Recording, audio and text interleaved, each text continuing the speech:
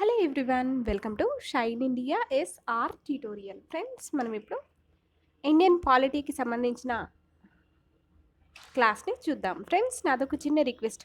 ఇంతవరకు ఎవరైనా మా ఛానల్ని సబ్స్క్రైబ్ చేసుకోకుండా చూస్తున్నట్లయితే వెంటనే మా ఛానల్ని సబ్స్క్రైబ్ చేసుకొని పక్కనే ఉన్న బెల్ ఐకాన్ని కూడా యాక్టివేట్ చేసి దానిలో ఆల్ అనే ఆప్షన్ని కూడా సెలెక్ట్ చేసుకోండి. ఇలా చేస్తేనే మేము పంపే వీడియోస్కి సంబంధించిన నోటిఫికేషన్స్ మీకు మొబైల్లో రావడం జరుగుతుంది. ఆల్రెడీ సబ్స్క్రైబ్ చేసుకొని ఉన్నవారు పక్కనే ఉన్న బెల్ ఐకాన్ మీరు యాక్టివేట్ చేశారా లేదా అని, దానిలో ఆల్ అనే ఆప్షన్ని సెలెక్ట్ చేశారా లేదా అని ఒకసారి చెక్ చేసుకోండి. ఓకే, ఇప్పుడు మనం క్లాస్ స్టార్ట్ చేద్దాం. కేంద్ర స్థాయిలో గృహ నిర్మాణాభివృద్ధికి తోడ్పడే ముఖ్యమైన ఏజెన్సీ. ఆన్సర్ ఆప్షన్ 1 హౌసింగ్ మరియు urban development corporation. Next one, రాష్ట్రపతికి అనేక విధులు ఉంటాయి.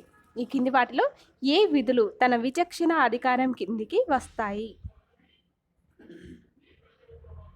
ఆప్షన్ 3 పార్లమెంటుకు సందేశాన్ని పంపడం. నెక్స్ట్ వన్, స్వచ్ఛంద సంస్థలు ప్రభుత్వంపై అధికంగా ఆధారపడడానికి కారణమేమిటి? ఆన్సర్, ఈ సంస్థలకు ఆర్థిక వనరుల కొరత అనేది కారణం. నెక్స్ట్ వన్, ఈ కింది వాటిలో సరి అయినది కానిది ఏమిటి? అంటే సరి కానటువంటిది ఏమిటి చూద్దాము. ఇక్కడ ఆప్షన్స్: భారత రాష్ట్రపతి దేశ రాజ్యాంగపరమైన అధిపతి, సరి అయినదే. అమెరికా అధ్యక్షుడు నిజమైన కార్యనిర్వాహకుడు అనేది కూడా సరి అయినటువంటిదే. అదేవిధంగా మంత్రిమండలి నిజమైన కార్యనిర్వాహక వర్గం అనేది కూడా సరి అయినటువంటిదే. ఇంకా బ్రిటిష్ రాణి నిజమైన కార్యనిర్వాహకురాలు అనేది సరి కానటువంటిది. కాబట్టి దీని ఆన్సర్ ఏంటి? ఆప్షన్ 4. శాసన దత్తత అంటే ఆన్సర్ ఆప్షన్ 1 శాసనసభలు కార్యనిర్వాహక వర్గానికి నియమావళి రూపొందించే అధికారాన్ని దత్తత చేయడం. ఆప్షన్ 1.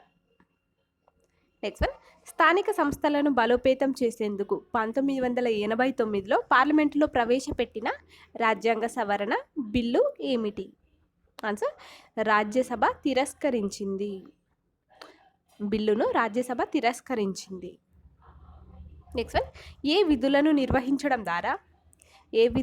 నిర్వహించడం ద్వారా ఫ్రాన్స్లోని మొత్తం పరిపాలనా వ్యవస్థను అధికంగా ప్రభావితం చేస్తుంది? అది ఏ విధులను? ఆన్సర్ ఆప్షన్ 3 న్యాయపరమైన విధులను. నెక్స్ట్ వన్, వనరులపై నియంత్రణ యాజమాన్యం విషయంలో రాజ్యం పాత్ర గురించి మన రాజ్యాంగంలో ఎక్కడ పేర్కొనబడింది? ఆన్సర్ ఆప్షన్ 2 ఆదేశ సూత్రాలలో పేర్కొనబడింది. నెక్స్ట్ వన్, పరిపాలన న్యాయ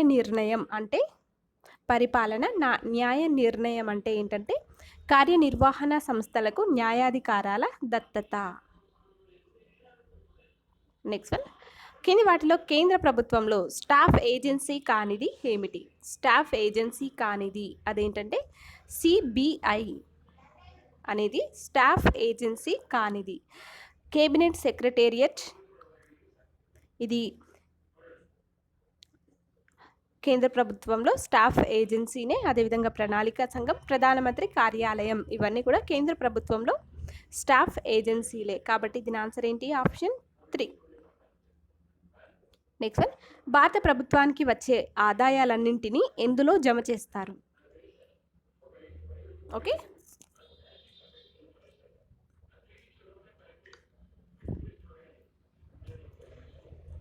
భారత ప్రభుత్వానికి వచ్చే ఆదాయాలన్నింటినీ కూడా ఎందులో జమ చేస్తారు? అది సంఘటిత నిధిలో జమ చేస్తారు. సంఘటిత నిధి. నెక్స్ట్, భారతదేశంలోని పారిశ్రామిక విధానం దేనిపై ఆధారపడి ఉంటుంది? ఆన్సర్ ఆప్షన్ 3 ప్రభుత్వ మరియు ప్రైవేటు యాజమాన్యంపై ఆధారపడి ఉంటుంది. నెక్స్ట్ వన్, కింది వాటిలో ఏది అంచనాల సంఘం విధి కాదు? ఆన్సర్ ఆప్షన్ 3 నిధులను అనుమతించిన మేరకే ఖర్చు చేశారా లేదా అని పరిశీలించడం అనేది ఇదేంటంటే అంచనాల సంఘం యొక్క విధి కాదు. మరి అంచనాల సంఘం యొక్క విధులు ఉన్నాయి. అవేంటంటే పొదుపును సాధించడానికి, సామర్థ్యాన్ని పెంచడానికి ప్రత్యామ్నాయ విధానాలను సూచించడం. ఇంకా అంచనాలలో పొందుపరిచిన విధానం పరిమితులలోనే ద్రవ్య రూపకల్పన జరిగిందా లేదా అని పరిశీలించడం. ఇంకా అంచనాలను ఏ విధంగా సమర్పించారో సూచించడం. ఇవన్నీ కూడా ఏంటంటే అంచనాల సంఘం యొక్క విధులలో ఉన్నటువంటివి. విధులలో లేనిది ఓన్లీ ఆప్షన్ 3, కాబట్టి దీని ఆన్సర్ ఆప్షన్ 3. నెక్స్ట్ వన్, ఈ కింది వాటిలో దేనిని రాజ్యాంగ పాలక సంస్థగా పేర్కొనకూడదు? ఆన్సర్ ఆప్షన్ 3, ఎన్నికల సంఘాన్ని రాజ్యాంగ పాలక సంస్థగా పేర్కొనకూడదు. నెక్స్ట్ వన్, దేని ప్రకారం మంత్రులకు ఆయా శాఖలను అప్పగిస్తారు? అది దేని ప్రకారం? ఆన్సర్ వ్యవహారాల నియమాల కేటాయింపు ప్రకారం మంత్రులకు ఆయా శాఖలను అప్పగిస్తారు. నెక్స్ట్ వన్, కేంద్ర ప్రభుత్వంలో వ్యవహారాల నిర్వహణ, నియమావళి రూపకల్పన మరియు మంత్రిత్వ శాఖల మధ్య వ్యవహారాల కేటాయింపు చేసేది ఏమిటి? ఆన్సర్ క్యాబినెట్ కార్యదర్శి. ఆప్షన్ 2, క్యాబినెట్ కార్యదర్శి. నెక్స్ట్ వన్, ఏ రాజ్యాంగ సవరణ ద్వారా రాష్ట్రాలకు కేంద్ర పోలీస్ బలగాలను పంపే అంశాన్ని కేంద్ర జాబితాలో చేర్చారు? అది ఏ రాజ్యాంగ సవరణ ద్వారా? ఆన్సర్ ఆప్షన్ 1, 42వ రాజ్యాంగ సవరణ ద్వారా.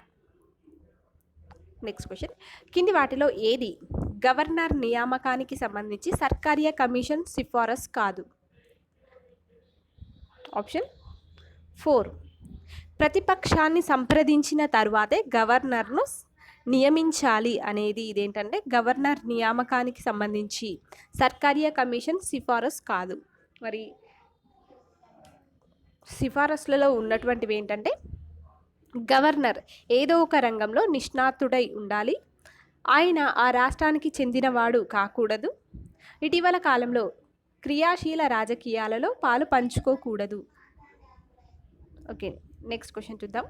కంట్రోలర్ అండ్ ఆడిటర్ జనరల్ను ప్రజాప్రతినిధుల కాపలాదారుగా వర్ణించింది ఎవరు?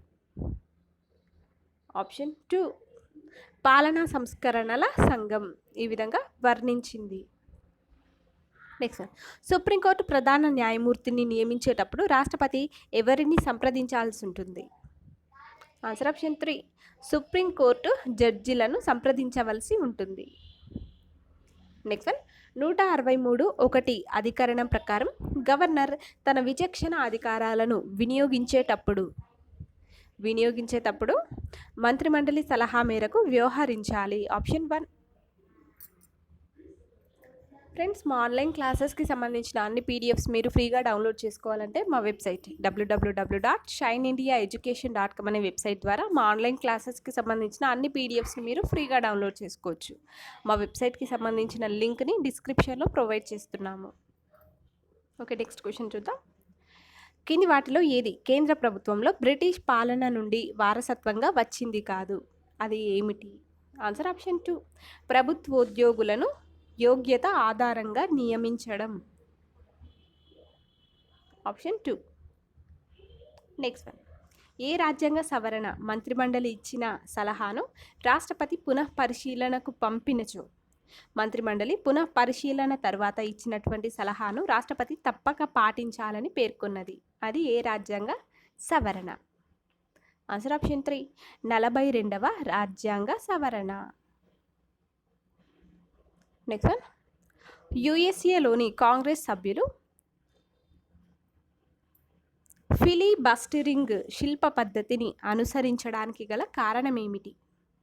ఓకే, ఫిలిబస్టరింగ్ శిల్ప పద్ధతిని అనుసరించడానికి గల కారణం ఏంటంటే బిల్లు ఆమోదాన్ని త్వరితం చేయడం. ఆప్షన్ 2. నెక్స్ట్, విదేశీ వ్యవహారాల శాఖను ఎప్పుడు ప్రారంభించారు? ఆప్షన్ 1, 1937లో ప్రారంభించారు. నెక్స్ట్ వన్, దేన్ని జారీ చేయడం ద్వారా ఆయా క్యాబినెట్ మంత్రులు రాష్ట్రపతి కార్యనిర్వహణ అధికారాన్ని చెలాయిస్తారు? ఆన్సర్ ఆప్షన్ 2, పార్లమెంటు చట్టం. ఓకే, పార్లమెంటు చట్టం జారీ చేయడం ద్వారా ఆయా క్యాబినెట్ మంత్రులు రాష్ట్రపతి కార్యనిర్వహణ అధికారాన్ని చెలాయిస్తారు. నెక్స్ట్ క్వశ్చన్, ఏ సందర్భాలలో రాష్ట్రపతి 352వ అధికరణం కింద అత్యవసర పరిస్థితిని ప్రకటించవచ్చు? అది ఏ సందర్భాలలో? ఆన్సర్ అంతర్గత అల్లర్ల సందర్భాలలో. నెక్స్ట్, బహుళ కార్యనిర్వాహక వర్గ వ్యవస్థ ఏ దేశంలో ఉంది? ఆప్షన్ 2 చైనా దేశంలో. నెక్స్ట్, అతిక్రమణ నిబంధన అంటే ఏంటంటే కోత తీర్మానం ప్రవేశపెట్టినట్లయితే ఆ మంత్రిత్వ శాఖ గ్రాంట్లకై డిమాండ్ వీగిపోతాయి. నెక్స్ట్, రాష్ట్ర పరిపాలనా ట్రిబ్యునల్ల నిర్ణయాలను వ్యతిరేకంగా ఎక్కడ అప్పీల్ చేయవచ్చు?